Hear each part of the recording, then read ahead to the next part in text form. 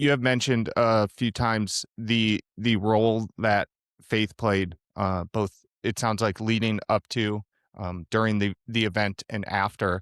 I'm curious to know. I kind of want to say in within those, especially first few days.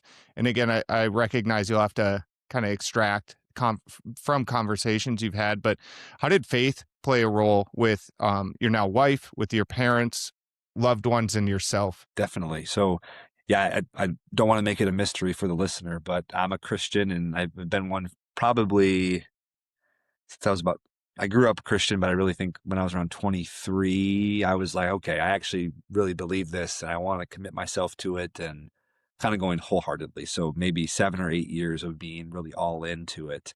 My wife is similar, but I would say she's been more committed, like longer, I would say. But the experience that I have through her and through them was the first call my parents made was to one of their friends from church. And they literally stopped the service at church, like stopped the service and said a Lutheran church in a small town in Minnesota. And they just began to pray for me.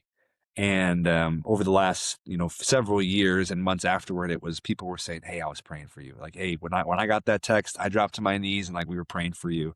And so, as someone who believes in the power of prayer, I mean that's the best thing that someone can do in a situation like that, where you can't physically go help, you can't do X, Y, and Z. You can always stop and pray and intercede for somebody. So that was a big deal, I think, for everybody in that room, and everyone sitting there in those hospital chairs was praying and texting and praying and texting, all that type of stuff to different people. So that was kind of the base layer of the faith impact. And then I think a more specific story would just be when Amy was kind of receiving some of that news.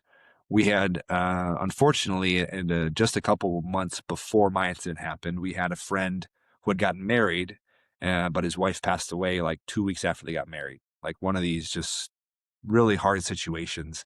And seeing him walk through it with his faith, like so boldly, so strongly, being so unwavering in what he believed and what he stood on, I think gave confidence to Amy in that same situation. And so she had similar thoughts about like, we might not even get married and like he might die, but God, like, you're greater than all of this stuff. And I can stand on that truth regardless of whatever's happening in my life. And so that was really powerful, specifically for her in that moment, and something that I even look back on and was just like, as a believer, as a Christian, it's like you're all in. Like you can't be in, halfway out. And so to me, that's what all in looks like: is when the whole world is crumbling around you, you know that you're good because you're standing on something firm. And that story to me is really all about her, and then or her faith. And I think in general, just the principles, biblical principles, spiritual principles on resiliency and adversity and how to use this stuff for good and for growth was just littered all the way throughout every experience, alongside some really interesting um, quote unquote coincidences that we experienced along the way. So it was really kind of enveloped in a lot of our faith practices and what we believe to be God really working in all of these situations.